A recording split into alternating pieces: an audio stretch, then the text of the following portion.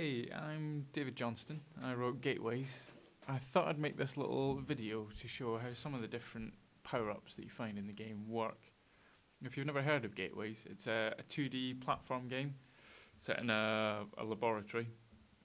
It's a Metroidvania style game, so it's a large map where you acquire different power-ups along the way, which unlock different areas of the map and allow you to progress further. The first power-up that you get in the game is the gateway gun, which is the kind of main premise of the game. The gateway gun lets you place down two gateways anywhere in the map, and as you pass through one, you emerge out of the other.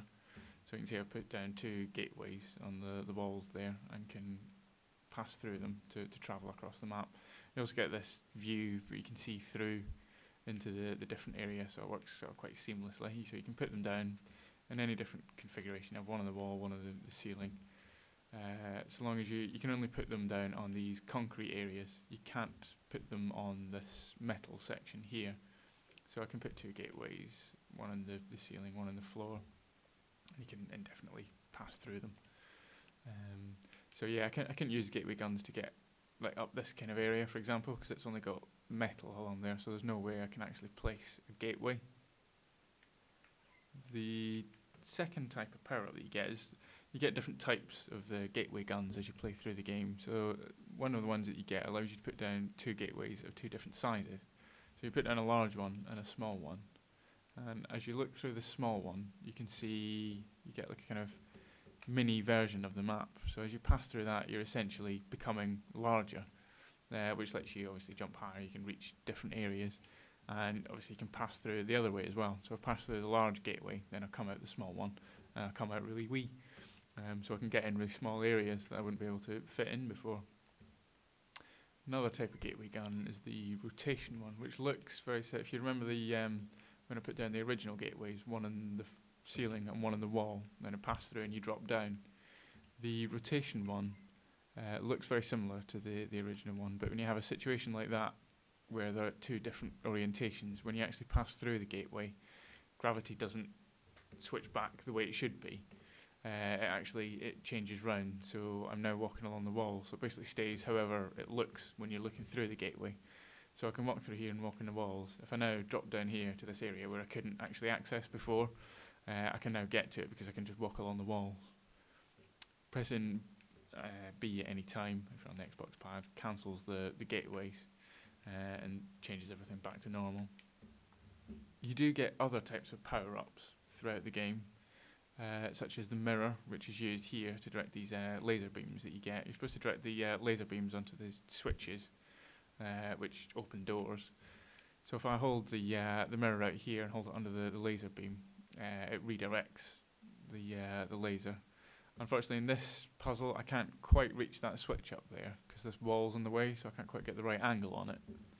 In order to actually solve this puzzle, I need to use the final type of gateway gun, which is the time travel gateway, which is perhaps the most interesting out of all the four.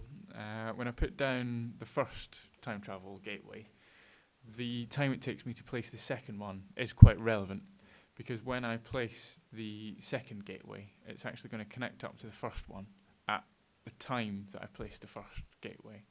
So if I place the second one here, when I look through this gateway, I'm actually looking into the past. So I can see my past self moving around there, jumping up onto that little ledge, and he'll basically do everything exactly as I did, because it's my past self. So he's now about to place that second gateway again, place the gateway gun, and now he's looking through at his past self.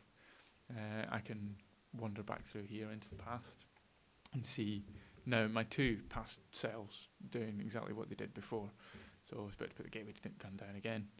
The time bar at the top there indicates whereabouts you are in the current time phase. So the green bit represents the past, the blue bit's the future. So I'm in the blue section at the moment, but as I pass through here, it jumps back into that green section.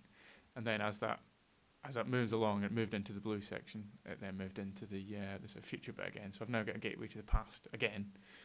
So I can keep going round, keep going into the past. That bar keeps jumping back. If I do it again, I can see I'm in the green section here. So this is the kind of past section. So at this point, I now have a gateway open to the future. So if I go through this one, that actually jumps ahead, it takes me to the future. If I wait here, the gateway will close, and that's it, the whole cycle ends. My past selves are now gone. But I can use this time travel feature to solve this puzzle. If I put a gateway down, as I had them before, I'll put one there, and then hold my mirror up so that I direct this laser beam across horizontally. Then when I place the second gateway, I'm going to be able to travel back in time, and my past self will direct that laser beam across, which will let me stand here, and I can then direct the laser beam from there up to the switch, which then opens that door up in the top right there. So in order to actually get through the door, I need to go through again. So I need to travel into the past once again, and I'll see my two past selves coordinating to fire the laser beam up towards that switch and open the door, which lets me through.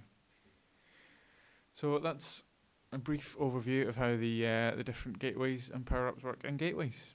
Thanks for watching.